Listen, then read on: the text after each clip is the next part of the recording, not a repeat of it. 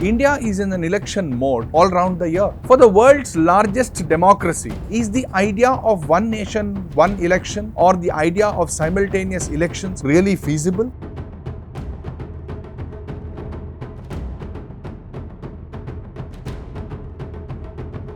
While critics argue that the idea is antithetical to democracy and to the federal structure itself, the idea has been a poll promise of the present government, but can this be turned into a reality? What is this concept? ये भारत की जरूरत है, इसके लिए हमें सबसे पहले रास्ता बनाना होगा। अरे हमको क्या लेना देना तुम्हारा 1 election, 10 election, 12 election, 20 election, 1 nation, 1000 election. ये इम्पॉसिबल है।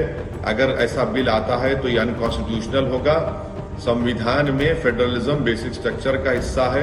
The idea, though seems to have its advantages, is not without political, logistical and constitutional challenges. Whilst the idea of one nation and one election may not be new and was a feature of an election right after independence, but the political India has transformed drastically, and can it be held now is a question.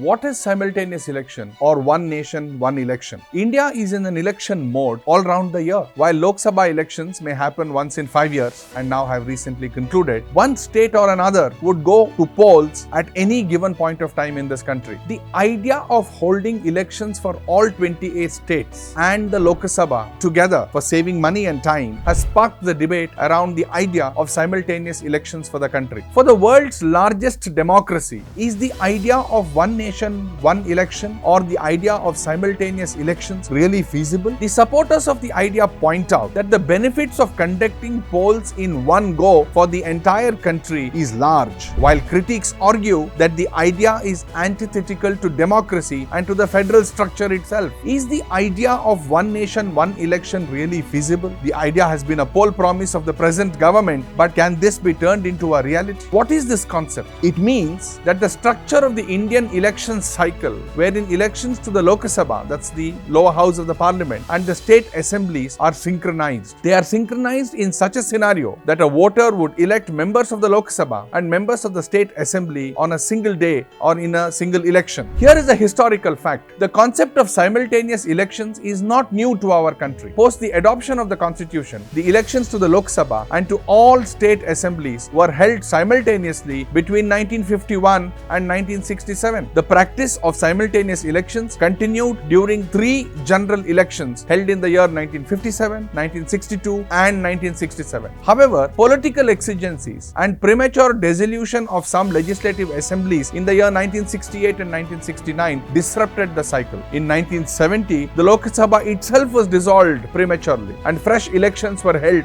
in 1971. The changing political reality of India, whilst the idea of one nation and one election may not be new and was a feature of an election right after independence, but the political India has transformed drastically, and can it be held now is a question. After independence, it was only the Congress party which had national presence and was in a position to form government, but today 6 political parties have national presence and the number had touched a staggering 14 at one point in time. There are about 57 state or regional parties in country and over 2,700 unregistered political outfits. These numbers point out to a growing diversity and the rise of regional interests in Indian politics that has led to a sharp rise in the number of political parties since independence. The rise of regional startups and the strong state leaderships has altered the dynamics between the center and the state. While on the one hand, the rise of state parties and strong regional identities has strengthened the federal structure, ending the monopoly of 1 or 2 political parties, it has also given rise to tensions that have led to a trust deficit between the union and the states. Indian political landscape is starkly different as to what it was 5 decades ago. We of course can learn from international best practices. South Africa, for example, has simultaneous elections for the National Assembly, the National Council of Provinces, the provincial legislatures and the municipal councils. National and provincial elections are held once in 5 years simultaneously, but the size of that country is only 6.09 crores. Sweden holds simultaneous elections every 4 years for the Swedish parliament, for 20 councils,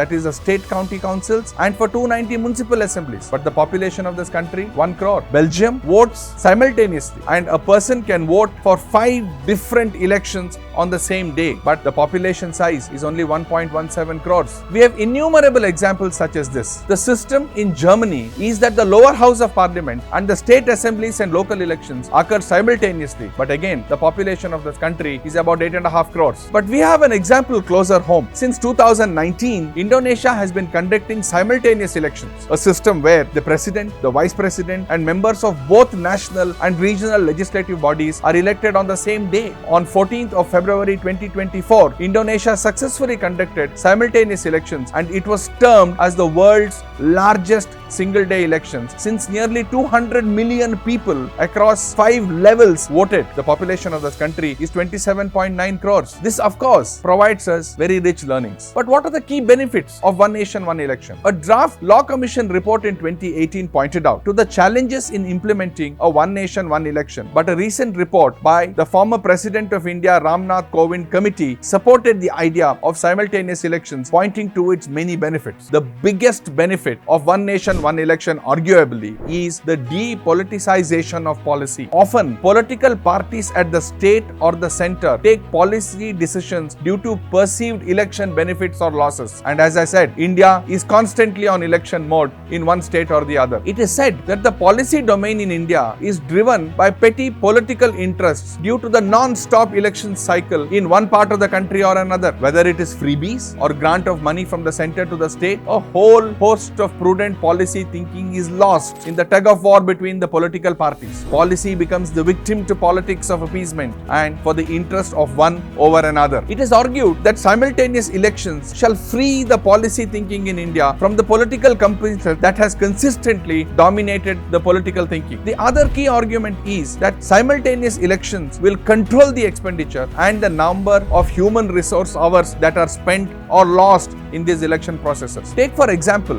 the elections to the 17th Lok Sabha, which was conducted in 2019. The Election Commission of India enlisted the services of approximately 70 lakh personnel to serve as polling officials, overseeing the election processes at about 12 lakh polling stations nationwide. This equates to an average of about 6 polling personnel per polling station. Polling booths are frequently located in schools where the staff and teaching personnel of the schools are required to undertake election-related duties, diverting them from discharging their primary responsibilities of imparting education. It is also argued that after a few years, once the infrastructure is set up, the exercise can also prove to be further cost-effective. The biggest opposition to the idea of one nation, one election is based on the perceived threat that it poses to the federal structure itself. Federalism is one of the basic structures of the Indian Constitution. The opponents of simultaneous elections argue that the idea of one nation, one election shall give an undue advantage to the national parties, especially the political party ruling the center at that point in time. It is also argued that one national party will be able to hold sway in its favor and hence would come to power at the center and at the state level, which may actually spell trouble to the regional parties. The regional parties sitting in the opposition are strongly opposed to the idea of one nation, one election. They argue that simultaneous elections will shrink the space for regional parties and will adversely affect the opposition parties. While one may argue that this argument is rooted in the political fear, the opposition to the idea is also constitutional nature in some sense. The Law Commission report in 2018 noted that simultaneous elections cannot be held within the existing framework of the Constitution. The report noted that wide constitutional amendments need to be brought in to make the idea of one nation, one election into a reality. It clarified that in order to achieve holding simultaneous elections, the terms of certain state legislative assemblies would require curtailment or extension, as the case may be, necessitating amendment to Article 172 of the Constitution of India. Now, in the absence of political consensus, suspending the term of an elected state assembly may not just be constitutionally inappropriate, but also may certainly fuel political tensions and unrest. The third key opposition to simultaneous election is the sheer enormity of the task. As I said, foreign examples are in countries with far lesser population than in India. The Election Commission of India successfully conducts elections elections for over 96 crore voters in India. The sheer number and size of the electorate is unprecedented in the world. Even today, for bigger states or for Lok Sabha elections, polling is conducted